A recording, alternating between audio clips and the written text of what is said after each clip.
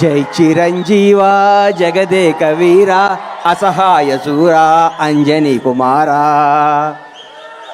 ఏ బ్రహ్మ ముహూర్తాన Konidela Venkatrao megastar Chiranjeevi అనే శివశంకర్ ప్రసాద్ అంజనమ్మ కడుపున బిజ వేశాడో కానీ ఆ బ్రహ్మ ముహూర్తం 71 సంవత్సరాల నుంచి నిరంతరం వెలిగిస్తూ అభిమానులను రక్షిస్తూ ఎందరికో జీవనాభాది కల్పిస్తూ అందరికీ నేనున్నానని భరోసా ఇస్తూ ముందుకు నవయువకుల్లా తిరుగుతున్న మెగాస్టార్ చిరంజీవి గారికి జన్మదినం సందర్భంగా నా హృదయపూర్వక పాదాభివందనాలు తెలియజేసుకుంటూ నేను ఈరోజు ఏడుకొండల వెంకన్న సాక్షిగా, శ్రీశైలం మల్లన్న సాక్షిగా, బెదవాడ కనకదుర్గమ్మ తల్లి సాక్షిగా, సింహాద్రి అప్పన్న సాక్షిగా, యాదగిరిగుట్ట నరసింహస్వామి సాక్షిగా, నేను కొలిసే అయ్యప్ప స్వామి సాక్షిగా నిజాలే మాట్లాడతా. మెగాస్టార్ క్యారెక్టర్ గురించి, క్యాలిబర్ గురించి, కెపాసిటీ గురించి, వ్యక్తిత్వం గురించి, వ్యక్తి వికాసాన్ని గురించి నేను మాట్లాడదామని మీ ముందుకు వచ్చాను.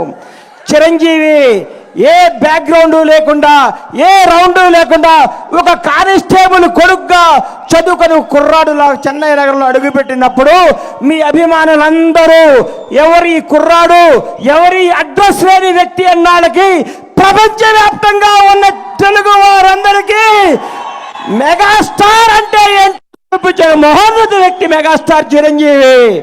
నాకు ఆయన అంటే ప్రాణం. ఎందుకు ప్రాణం అంటే నాకు జీవితాన్ని ఇచ్చిన పవర్ స్టార్ పవన్ కళ్యాణ్ తెలుగు ఇండస్ట్రీకి చేత్తో పట్టుకొచ్చిన మెగాస్టార్. ఈ భారతదేశంలో ఏ నటుడికి, ఏ మెగాస్టార్కి దక్కన అదృష్టం రామ్ చరణ్ రూపేణ ఆయన లెగసీని కంటిన్యూ చేయడానికి పుట్టించిన మహోన్నత వ్యక్తి చిరంజీవి. ఎంతమంది స్టార్లు ఉన్నారు భారతదేశ వ్యాప్తంగా ఉన్న స్టార్లందరికీ ఒక సూపర్ స్టార్ ఇంకో సూపర్ స్టార్ పుట్టాడా? ఒక మెగాస్టార్ మెగా పవర్ స్టార్ పుట్టాడా? ఏం కొడుకుని కన్నావయ్యా మెగాస్టార్? నీ వ్యక్తిత్వం గతంలో చాలా మంది ఓరు దాటేదాకా ఓరి మల్లనని పనిలేక బోడి మల్లన అంటున్న ఈ రోజుల్లో చిరంజీవి గారు అన్నా నీ వెనకాల ఎంతమంది ఉంటే ఏంటి, ఊడితే ఏంటి? నీ క్యారెక్టర్ భావి తరాలకి, భవిష్యత్ తరాలకి ఒక రామాయణం, ఒక భగవద్గీత, ఒక భారతదేశ స్వతంత్రానికి పోరాడే కాదల్లాగా చిరంజీవి చరిత్ర కూడా అందరి హృదయాలు లిఖించుకుంటారని నేను మీ అందరికి గర్వంగా చెప్తున్నా. చిరంజీవి వ్యక్తిత్వం ఈ మధ్య నేను చిరంజీవి గారింటికి వెళ్ళి మర్చిపోయి మీకు చెప్పడానికి వెళ్తే అన్నయ్య కొంచెం లేట్గా వచ్చాడు. ఏంటన్నా లేట్గా వచ్చావన్నా?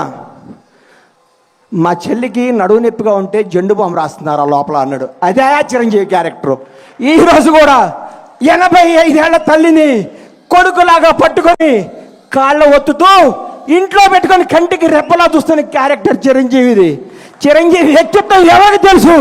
కంటికి రెప్పలాగా తన కుటుంబాన్నే కాదు నాడుకునే వాళ్ళందరినీ. 25 సంవత్సరాల కింద బండ్ల గణేష్ ఏందండి అడ్రస్ లేనోడిని, అడ్రస్ అంటే తెలియనోడిని అన్నా నేను ఇల్లు కట్టుకున్నానంటే నా అడ్రస్ ఎత్తుకుంటూ చాట్ దగ్గర వచ్చాడు నడువు నొప్పితో. ఆ రోజు మెగాస్టార్ శంకర్ దాదా లాంటి బ్లాక్ బస్టర్లు కొట్టి యావత్ భారతదేశం చిరంజీవి చూడాలనుకున్న రోజుల్లో 50 కిలోమీటర్ల నడువు నొప్పితో వచ్చిన మహోన్నత వ్యక్తి మెగాస్టార్ చిరంజీవి. ఆయన క్యారెక్టర్ గురించి మాట్లాడాలంటే, ఆయన క్యాలిబర్ గురించి మాట్లాడాలంటే, ఆయన స్టామినా గురించి మాట్లాడాలంటే, ఆయన నిజాయితీ గురించి మాట్లాడాలంటే, ఆయన నిర్భయం గురించి మాట్లాడాలంటే ఎవరి తరం కాదు, ఎవరి వ్యక్తిత్వం ఉండదు.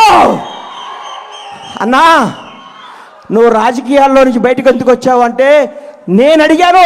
ఇదే స్టేజ్ మీద గోవిందరేంద్ర వాడే ఫంక్షన్లో కూర్చుంటే అన్నా మీరు రండి, యాక్ట్ చేయండి, మీకు దండం పెడతా, మీరు రావాలి, మీరు డ్యాన్స్ చేయాలి, మీరు భారతదేశ తెలుగు చలనచిత్ర పరిశ్రమలో చిరస్థాయిగా ఉండాలని నాలాంటి అభిమానులు ఎంతోమంది అడిగితే ఆయన వచ్చి మళ్ళీ దుమ్ము దులుపుతున్నాడు, హిట్ల మీద హిట్లు కొడుతున్నాడు.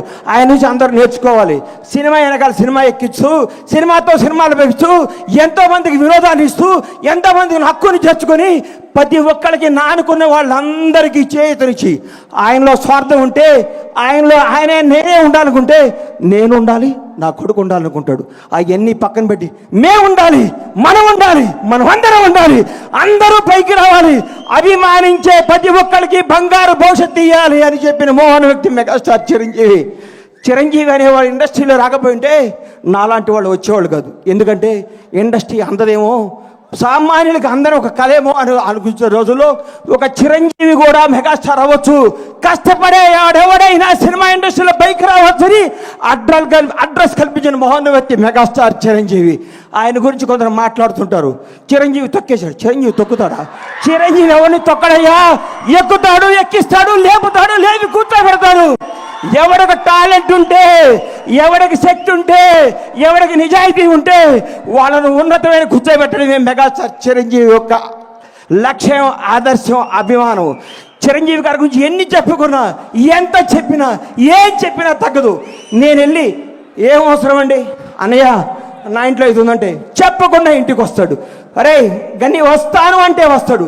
ఆయన వ్యక్తిత్వ వికాసం, ఆయన చరిత్ర పుస్తకాలు రాసి పుస్తకాలను పాఠ్య పుస్తకాలుగా పెంచిన భావితరాల విద్యార్థులకి మెగాస్టార్ క్యారెక్టర్ ఇదని చెప్పాలని నేను మనస్ఫూర్తిగా కోరుకుంటున్నాను.